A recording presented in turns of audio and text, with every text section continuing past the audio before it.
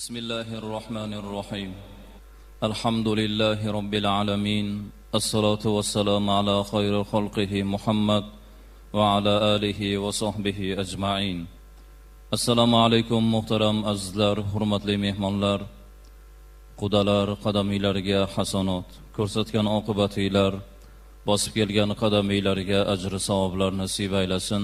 Muhtaram azizlar, bugun bu manzilda yig'ilishimizni boisi Ulug'bek akamizning xonadonlarini mehmonimiz cheksiz quvonch bilan, katta bir shodiyona bilan dasturxon yozib, gul qizlarni uzatish nikoh tantanasi ila xonadonlari uchun, o'zlari uchun yaqin deb bilgan insonlarni chorlab, 2 yoshni haqqiga bir duo bo'lishni niyat qildilar.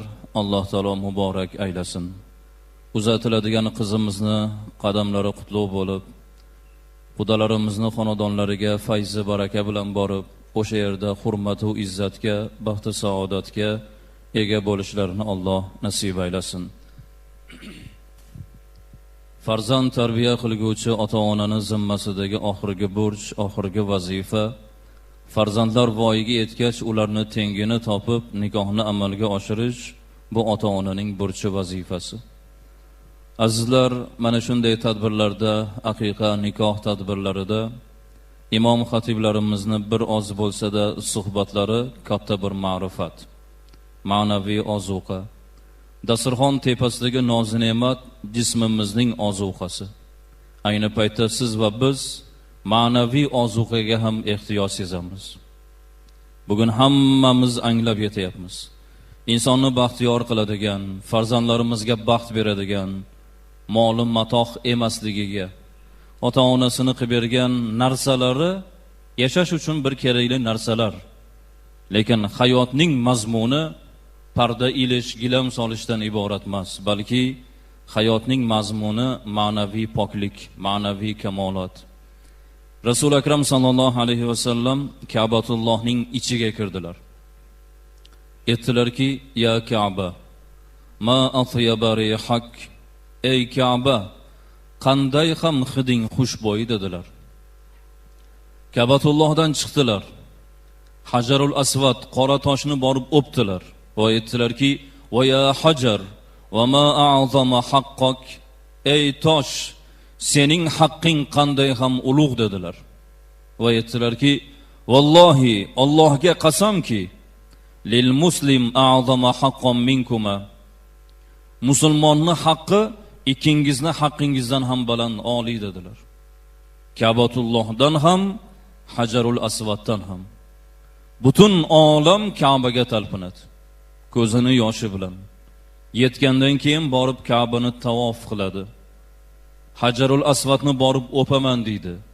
Aslida azizlar, bizni dinimizni ta'limoti, Rasul akram alayhissalomning tavsiyasi Ka'baning hurmatidan, Hajarul Aswadning hurmatidan insonning hurmati baland. Shuning uchun Jaloliddin Rumiy aytadilar: "Tavof bayti Xalil kori oson ast, tavof bayti Jalil kori mardon ast." Bayti Xalil bu Allohning uyi, Ka'batulloh. Bayti Jalil insonning qalbi. Jalil Alloh, Xalil Ibrohim Xalilulloh. Bayti Xalil Ka'batulloh endi. Bayti Jalil insonning qalbi. Tavof bayti Xalil kori oson ast. Oson, pul topsangiz, imkon topsangiz, yo'l bersa borasiz. Tavof bayti Jalil kori mardon ast. Insonning qalbini tavof qilish, shod etish mardonavor insonlarni burchazlar. Shuning uchun shunday fatavolar borki, banda Ka'batullohni borib tavof qilganda yoki Hajarul Aswadni o'pganda topadigan ajr savobdan, ota-onasini, peshonasini o'pganda topadigan ajr savobning darajasi baland azizlar. Buni do'stlar, yigitlar bilishimiz kerak. Bekorga otam, onam, qiblagohim deyilmagan. Hajga borganda topadigan ajr savobni shu zotlarning xizmatini qilib topish mumkin azizlar. Ahmad al-Farg'oniy hazratlari Farg'onaning Rishtonida tug'ilganlar, yirik islom olamidagi ulamolarimizdan. Shu zot aytadilarki, Alloh nasib etib har yili hajga borardim va yo'l-yo'lakay yo'ldagi ustozlar, ulamolarni ham ziyoratini qilardim. Navbatdagi bir safarimda bir katta bir ulamoni huzurida ziyoratlarida o'tirganimda ota-onam haqida so'rab qoldilar. Otam dunyodan o'tgan, keksa onam bor dedim. Birdaniga yuzlari qizarib, g'azablari kelib aytdilarki, farzni ado etib, nafl uchun onasini xizmatini tark etgan olimga qarang devordilar. Ya'ni bir marta hajga borish farz o'zi. Keyingi borishlar bu nafl bu. 2, 3, 4 marta borish bu nafl. Bittasi farz. Haligi zot aytdilarki, farzni ado etib, nafl uchun onasini xizmatini tark etgan olimga qarang devordilar. Shu ustozning so'zi bilan hajga chiqqan yo'limdan ketimga qaytdim. Onam vafot etgunlariga qadar hajga bormadim dedilar. Mana shu darajada qarang, ota-onaga qilingan xizmatni ular ulug' deb bilishgan. Abu Hurayra radhiyallohu anhu Madinada yashadilar bu kishi. Rasulullohdan eng ko'p hadis rivoyat qilgan buyuk zotlardan. Manbalarni ko'ringlar. O'sha diyorda yashab, onalari o'lguncha hajga bormagan ekanlar. Hazrat sizga haj farz bo'ldi-yu deysa, onamni xizmatidan qolib qolaman degan ekanlar. Ota-ona mana shunday qadrli azizlar. Chunki bugun eng katta ma'naviyat, men o'ylaymanki azizlar, mana bu yerda hozir kirib kelayotgan odamlarga razm soldim, hammalari ziyoli, ajoyib insonlar bu yerda jam bo'lgan. Eng katta ma'naviyat bugun ota-onani qadrlash, ota-onani e'zozlash. Ota-onani qadriga yetgan bola undan kutsak bo'ladi hamma narsani qadrlashini. Xalqini ham, yurtini ham, vatanini ham, do'stlarini ham, kerak bo'lsa ro'zg'orini ham. Ota-onasini qadrini bilmagan bola uchun nimani qadri bor? Otasini, onasini e'tiborini qilmagan bola uchun nimani e'tibori bor?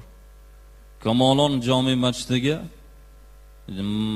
janoza bo'ldi. Bir yigit yonlarida 70lardan oshgan ota qo'ltig'idan ushlab hovlidan kirib kelyapti. Eshikning oldiga kelgandan keyin ota engashib oyog'ini yechmoqchi edi, qo'ltig'idan tutib qolib otani engashtirganini qo'ymadi. O'zi yerga o'tirib, otani oyog'ini ko'tarib yechib oldi. Ikkinchi oyog'ini yechib oldi. Ota tik turibdi. Unaqa bir yordamga muhtojligi yo'q, hattoki. Tetik. Borib taxmonga oyog'ini qo'ydi. Yana otani qo'ltig'idan ushlab ichkariga olib kirdi. Namoz tugagandan keyin shu yigitga razm solib turdik. Meni yonimdagi etib qoldi. Qoraka qarang deb. Yana razm solib turdik. Yana o'sha yigit ota chiqqandan keyin olib kelib yerga o'tirib, otani oyog'ini kiydirdi. Yana otani qo'ltig'idan ushlab darvoza tomon yurib ketdi. Janoza bilan biz ham chiqdik. Qarasak, haligi yigitni tegidagi mashina 4 ta mashinadan ham qimmat mashina. Lekin davlat topgan, pul topgan otaga o'zini quldek his qilyapti. Otasini podsho deb bilyapti. Mana shu yigitlarning shu topgan darajasi mana shu qilayotgan ishidan, xizmatidan.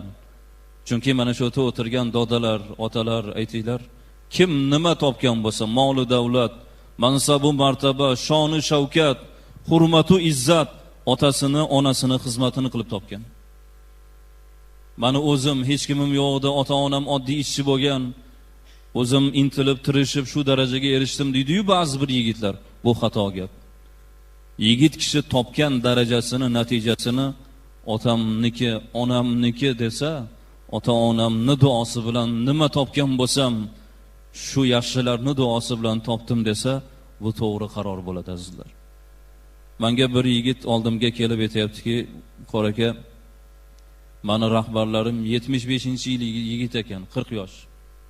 Meni rahbarlarim katta bir joyga menga ishonch bildirib, rahbar qilib, o'sha dargohga boshliq qilib tayinlashdi. Meni yoshimda u katta joy.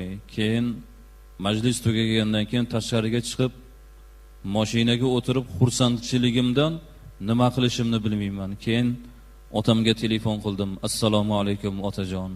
Labbay o'g'lim debdilar. Otajon, hozir bir ulug' ish bo'ldi. Qani o'g'lim, nima bo'ldi debdilar. Otajon, meni rahbarlarim palon joyga sizni rahbar qilib tayinlashdi. Kimni debdilar dodi. Sizni tayinlashdi otajon, sizni. Bolam, nega meni tayinlashadi?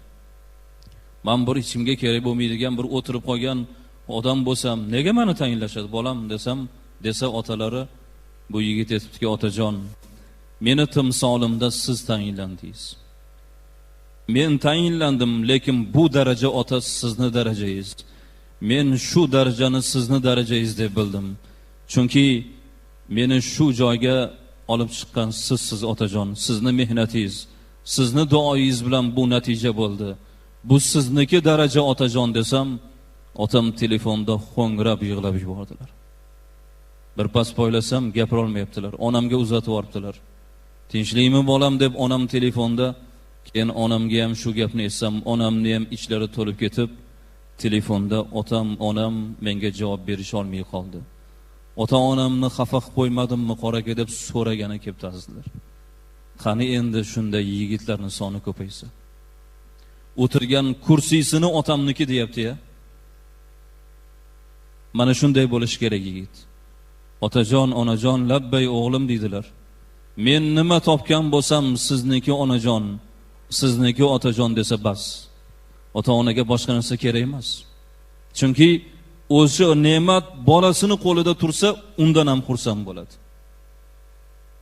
Farzandini darajasini o'zini darajasi deb biladi. Farzandini tashvishini o'zini tashvishi deb biladigan ota-ona bo'ladi. Ayniqsa otani mehnati bilan 40 ga kirgan yigit bugun masalan pul topdi, daraja topdi, mansab topdi, el tanidi, lekin 40 yil oldin kim edi? 40 yil oldin men kim edim deb o'sha yigit o'ziga savol berish kerak. Ota-onaning qo'lidagi bir bo'lak et edi. Na gapirishni biladigan, na fikri bor, na zaboni bor, qo'l qurug'iga aralashib yotgan bir bo'lak et edi.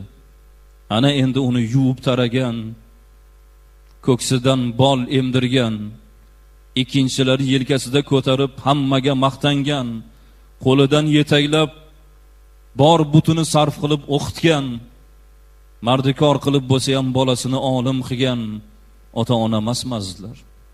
Shuning uchun bu yerdagi do'stlar, akalar, ota-onani, yigit kishi ota-onani o'ynatib maza qiladi. Mashinasiga savolib aylantirib maza qiladi.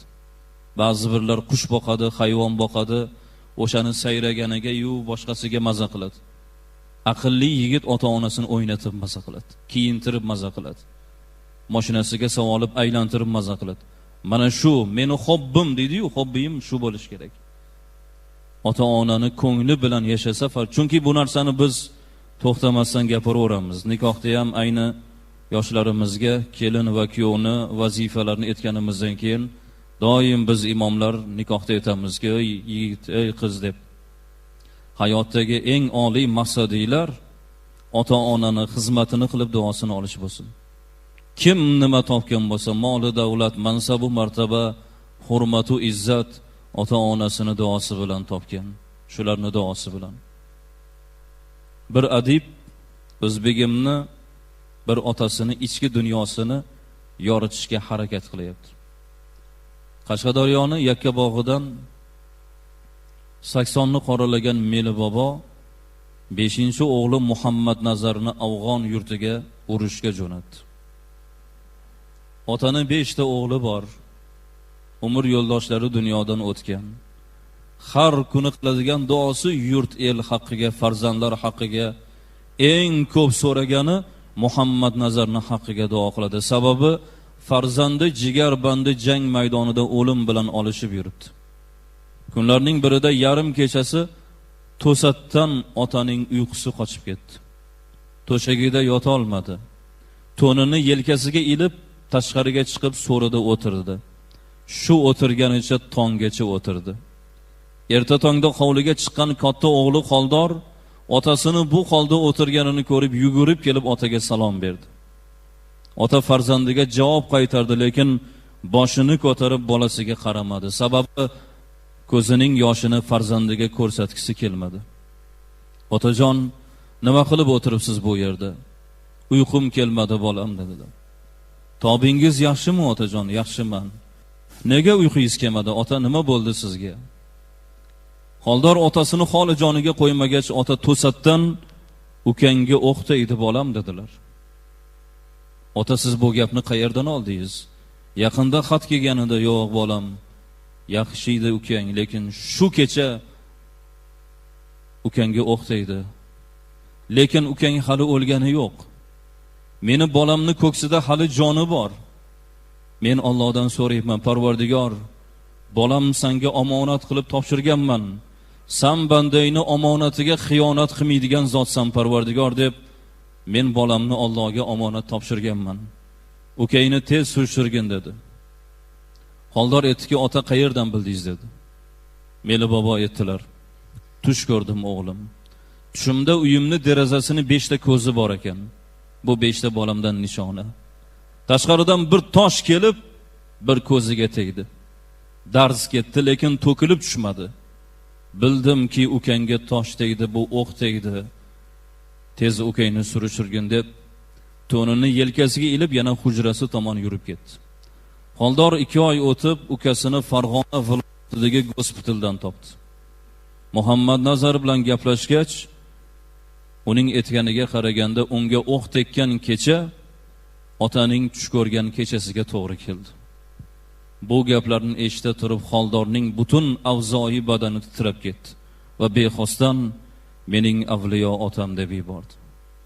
Aslida azizlar, adib bir otani ichki dunyosini iztirobini keltiryapti. Aslida har birimizni otamiz, onamiz shunday. Farzandini uzoqlarda yursa tashvishini birov etmasa ham ota-ona sezadi. Alloh taolo ota-onaga payg'ambarona qalb bergan. Yomon tushlar ko'radi. Farzandini quvonchini birov xabarini bermasa ham ota-onaning qalbi sezadi. Alloh shunday rishta bilan bog'lab qo'ygan. Qarang, farzandini tashvishi bilan g'amga botib ketgan ota, farzandining quvonchi bilan ko'klarga chiqib ketgan ota e'zozga muhtoj emasmi azizlar? Bugun eng katta bizni qiladigan ishimiz, ma'naviyatimiz ota-onani e'zozlash. Boshqalar bizdan o'rgansin. To'g'ri, biz boshqalardan yo'l qurishni o'rganaylik, uy qurishni o'rganaylik, lekin turmush qurishni, yashash mazmunini, hayotning zavqini boshqalar bizdan o'rgansin. Ota-onamizni qadrlash, alhamdulillah, boshqa hali musulmon xalqlarda ham shakllanmagan bizda ulug' bir e'tiqod bor. Ota-onamizni e'zozlash, ulug'lash, mana shu ma'naviyatimizni Alloh taolo yana ham yuksalishini o'zi nasib aylasin. Ota-onasini qadrini bilganlarga Alloh izzat bersin. Mana ko'p yigitlarning xonadonlarida ehsonda bo'ldik. Otaxonlar, onaxonlar hajdan kelishdi mana yaqinda. Hammalar aytayaptiki, Parvardigor, qoraka domla farzandimni duo qiling, palonchi o'g'limni duo qiling. Ana shu yigitlar ota-onalarni hajga yuborishdi. Nimanidir o'ylaylikki, otam nima qilsam xursand bo'ladi, shodlanadi.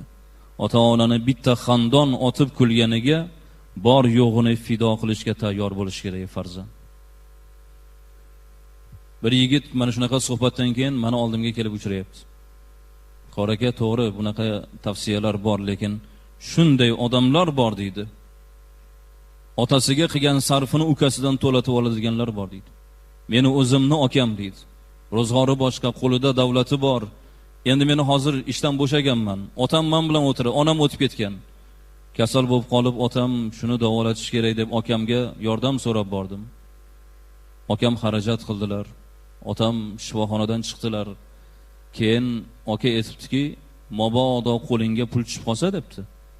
Otamga palon so'm xarajat bo'ldi, shuni yarmini berasan debdi. Otasiga qilgan sarfini yarmini ukasidan to'latib olganlar ham musulmonman deb yurgani bor ekan. Shunaqalar ham ichimizda bor ekan azizlar. Ota-onamizga qilgan sarfimiz ehson. Ota-onamiz uchun qilgan mehnatimiz ibodat. Alloh taolo fayz bersin. Ulug'bek akamizni bu to'ylariga Alloh barakot bersin. 2 yoshimizni umriga mazmun bersin. Azizlar, albatta mana shunday suhbatlar borib etaylik farzandlarimizga yoki ota-onasi bor yigitlar uchun katta bir albatta ma'naviyat. Alloh mana shu fayzi barakotimizni yo'qotmasin.